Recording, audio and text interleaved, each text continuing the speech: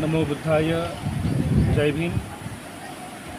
नाशिक जिल्ह्यातील तमाम बौद्ध जनतेला आवाहन करण्यात येत आहे की आजपासून आषाढ पौर्णिमा ते अश्विन पौर्णिमा या 3 महिन्याच्या पवित्र कालखंडामध्ये भगवान तथागत निर्मित धम्म परंपरा वर्षावास हा 3 महिन्याचा बौद्ध भिक्खूंचा असतो। आजपासून या ऐतिहासिक पवित्र पावन त्रिरश्मी बुद्ध लेण्याच्या पायथ्याशी असलेल्या या बुद्ध स्मारकामध्ये भिक्खू संघाचा वर्षावास आजपासून प्रारंभ झालेला आहे। भिक्खू संघाने अधिष्ठान ग्रहण केलेला आहे। अनेक उपासक उपासिका या ठिकाणी आलेले आहेत आणि येत असतात। तेव्हा आजपासून प्रत्येक रविवारी साप्ताहिक धम्मदेसना या ठिकाणी होणार आहे।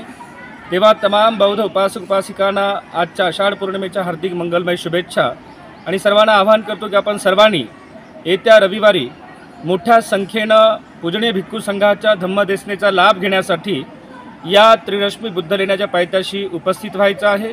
आजची ही पौर्णिमा अत्यंत महत्त्वाची आहे।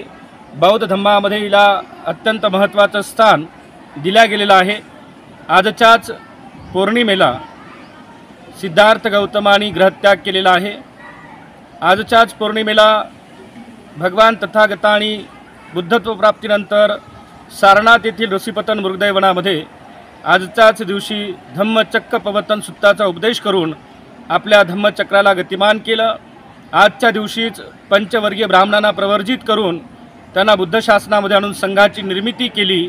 तीही पवित्र पावन आषाढ पौर्णिमा आणि आषाढ पौर्णिमेच्या निमित्ताने भिक्खू संघाने नाशिकच्या या त्रिरश्मी बुद्ध लेण्याच्या पायथ्याशी असलेल्या बुद्ध स्मारकामध्ये अधिष्ठान करून वर्षावासाला प्रारंभ केलेला आहे। तेव्हा सर्व उपासक उपासिकांनी प्रत्येक रविवारी बुद्ध विहारात यावं, भिक्खूंना भोजन द्यावं आणि धम्मगुरूंचं आपण प्रवचन ऐकावं, त्याचा लाभ घ्यावा असा संदेश यावेळी मी आपणा सर्वांप्रती करतो।